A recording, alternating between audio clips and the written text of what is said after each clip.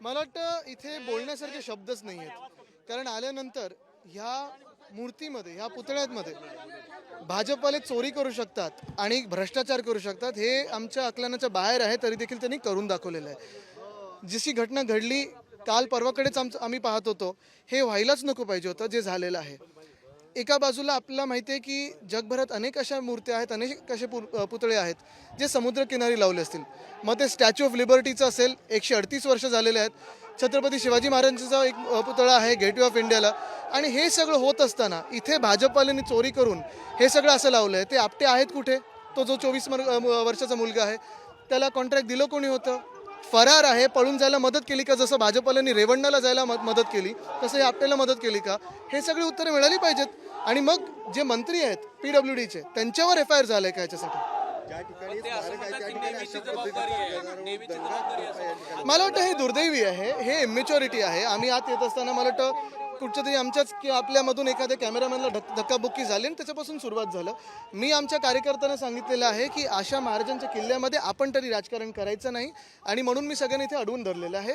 ह्या बालिशपणात मला जायचं नाही. ठीक आहे, त्यांचा तो असेल, त्यांचं ते अपब्रिंगिंग आहे, मला त्याचं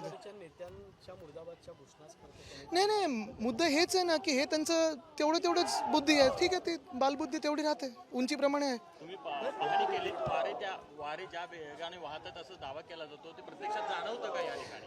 आता तुम्हीच बघा ना, आपण इथे उभे आहोत, समुद्रकिनारी वारे आता टोकते कितीला होतं? 120 वादळ येत राहतात आणि 6 महिन्यात एखादा पुतळा पडतो. दुसरी बातमी ही कानावर आली आहे की जूनमध्येच डागडुजीसाठी मला वाटतं परत एकदा पत्र गेलं होतं, म्हणजे लगेच गंज चढलं.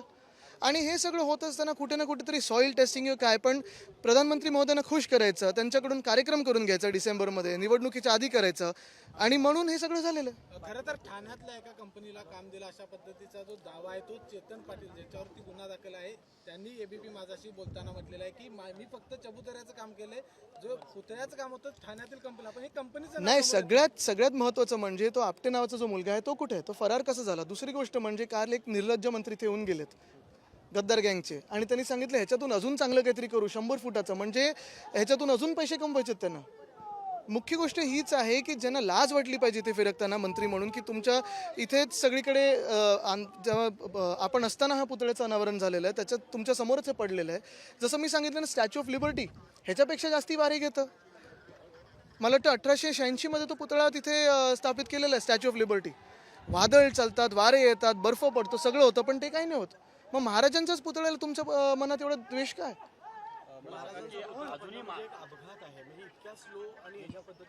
नाही, हे काय चाललंय तुम्ही बघा. एका बाजूनी सांगतात ह्याच्यातून चांगलं काहीतरी अजून करू, दुसरं सांगत आहेत की आम्हाला नेव्हीनी धोका दिला. म्हणजे तुम्ही आता सगळं झटकलं आणि आता नेव्हीवर चाललात.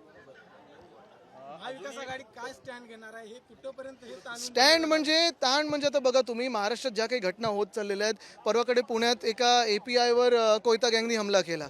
हा, मग बदलापूरमध्ये आपण पाहतोय 10 दिवस FIR नव्हता घेतला, मग 10 तास बसवून नंतर FIR घेतला गेला. महाराजांचा पुतळा पडला.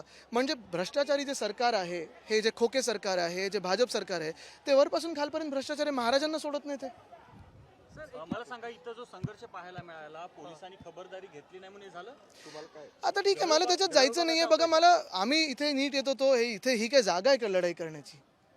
ही बालबुद्धी किती दिवस, म्हणजे काय सहन करायची, पोलिसांनी देखील किती सहन करायची, हे ठीक आहे, त्यांचं बघतील. केवळ आदित्य ठाकरेंवर हमला करायचा किंवा काही उद्देश दिसला का तुम्हाला? 100% असणार, कारण मला घाबरतात, पण माझ्या खिशात वगैरे काही कोंबड्या नाही आहेत. ठीक आहे.